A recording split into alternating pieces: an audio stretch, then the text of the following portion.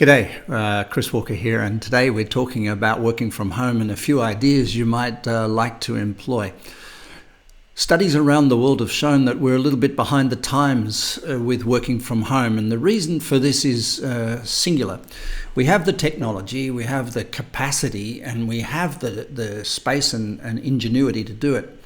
The one thing that they've found defeats the quality of work we do at home is loneliness. Yeah, when we go to an office, we've spent about 120 years developing the techniques of management and interaction and non-work conversations and the jokes around the water cooler. And this has become really a fundamental and really important part of our lives. And so when we start working from home, we don't define it as loneliness, but loneliness becomes one of the great blocks to creativity, to keeping engaged and active. So I want to just talk about a few things here today that might help you in your process of working from home. There's going to be a series of these videos and a series of blog posts on this topic, and I hope this helps you get through this incubation period of the next few months. Firstly, working from home. Set up a flexible workplace. Don't be rigid and stuck in a box and just replace what you did at the office with another office in another box in another place. Try to get yourself working with a laptop that you can work on the kitchen table, you can sit on a bench, you can go outside, you can go for a walk and work in a coffee shop. So try to make yourself portable even in your house. You can work in your bedroom if you have to, you can work in the kitchen, and you can work all around the place to keep yourself a little bit environmentally stimulated, or in another way, keep yourself away from the kids if you have to. Now, I understand when you go on video and talk to clients and colleagues, you may need to have a fixed video environment where there's the right lighting and there's the right acoustics. So yes, there may be a workstation somewhere, but don't get stuck on the whole idea of having an office. I really think in your home, you can use the space far more wisely than creating an office to replicate that crazy thing you have when you go for an hour's drive to park your car to go up a building and sit there stuck behind a desk. The second part is enjoy working outdoors. Get used to the idea that you can mobilize and actually work even off your iPhone. And you can take copious notes. I do. I have workbooks and notepads that I love to scribble on outdoors. And when I come back into my computer, I'm able to work from the notes or mind maps that I create when I'm outdoors. The next one is have a cup of tea nearby. Here's my cup of coffee sitting here right next to my desk. Perfectly made, a delicious cup of coffee or a cup of tea, herbal tea, drinks of water. Make sure you keep yourself nourished and fed and well fertilized during the working day by keeping the nourishing things nearby that aren't carbohydrate. The next one is eat to a schedule. We tend, when we're sitting working from home, to throw away the clock and sort of work to be more spontaneous. But the one thing the body really enjoys is eating to schedule. So try to set your meal plan. Try to know when 12 o'clock comes or whatever time of the day you decide to have lunch. I have two lunches, 11 a.m. and then about 2 p.m. and I have a late early evening dinner. So try to set your a meal plan exactly the same time every day. It helps the kids and it helps your spouse and it helps other people too. And lock yourself off during your lunchtime as you would at the office. Take a break. The next one that I find really important, and I've worked from home for nearly 30 years now, so I understand this really well. Break down your work into smaller chunks. At an office, we'd typically call a chunk of work a couple of hours or an hour, where we dive deep and concentrate on deep focus. At home, that's not quite so easy. And more often than not, you need to work in 10 to 15 or 10 to 20 minute chunks of work where you can get that work done before you get disrupted. And I think this is really important for us all to understand the difference between office work and homework. Homework, shorter chunks, chunk it down, break it down. The next thing I would like to talk about is have every single day a daily do, dump, delegate list. Now, do, dump, delegate's 3 columns. You write down, in the first column, you write down all the things you've got in your mind. And those things might even be go for a walk, go for a run, hug a tree, do the washing, make lunch, do the vacuuming, whatever things that are on your plate, plus make $1 billion, write a book, do a podcast, and change the planet. So you'll have a series of things to do. You have 3 columns, and in those 3 columns you get a choice for each particular item. Do it, which means now.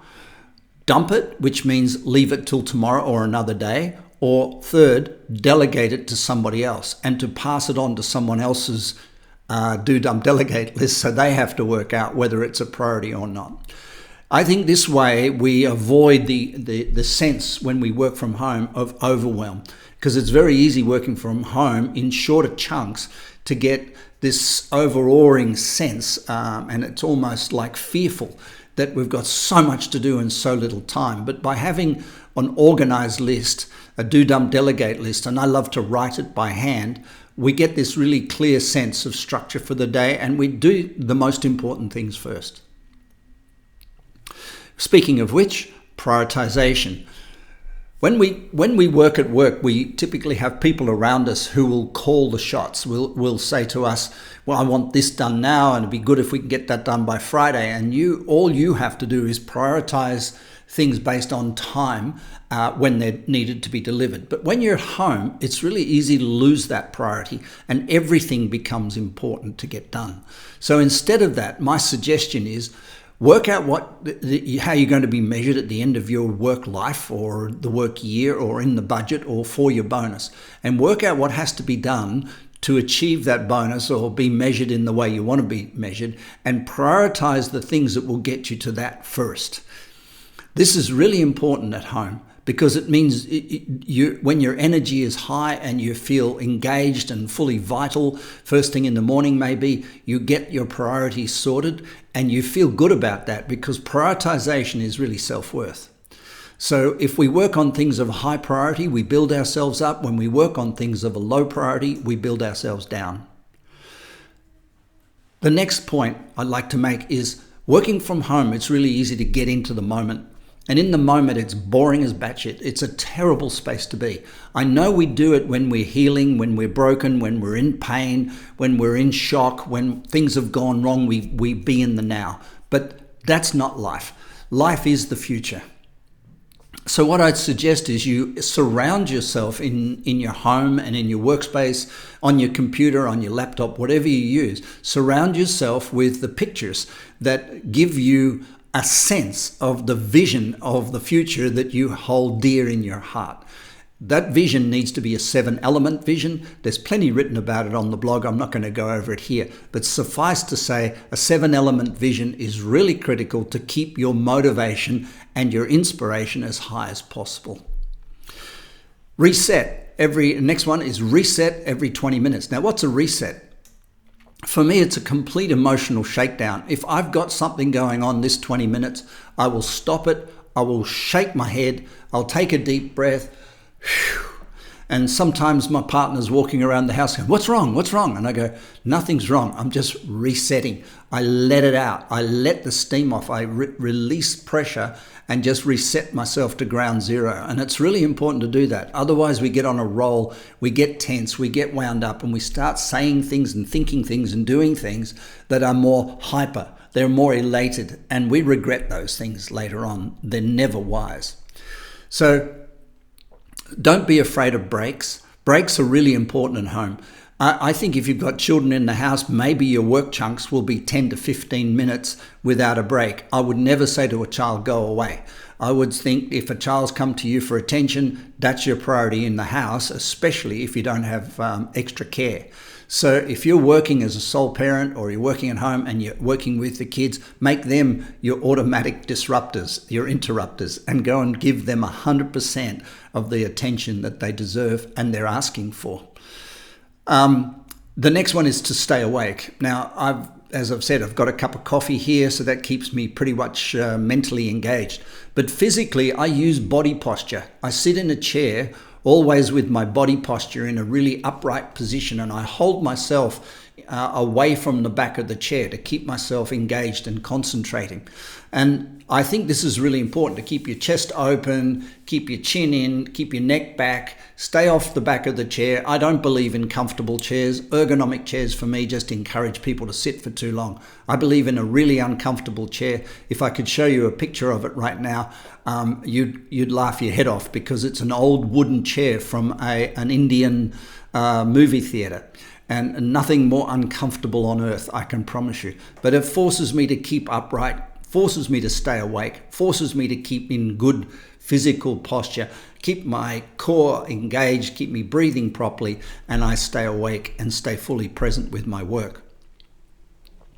So keeping and wearing, what you wear is important at home, because it's really easy to drop in your standards. I've noticed that every male client that I'm working with since the virus took place and everyone got a lot more working from home has grown a beard. So we get a little bit more comfortable working from home because we're not physically exposed to the outside world. And I get that. That's really cool. But the bottom line is, when you're working from home, you need to remind yourself that you are working from home. You need to stay productive.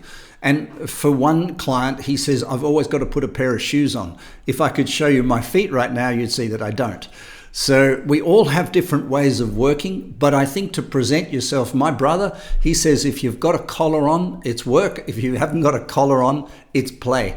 I obviously don't subscribe to the same thing he does, but that would be for me.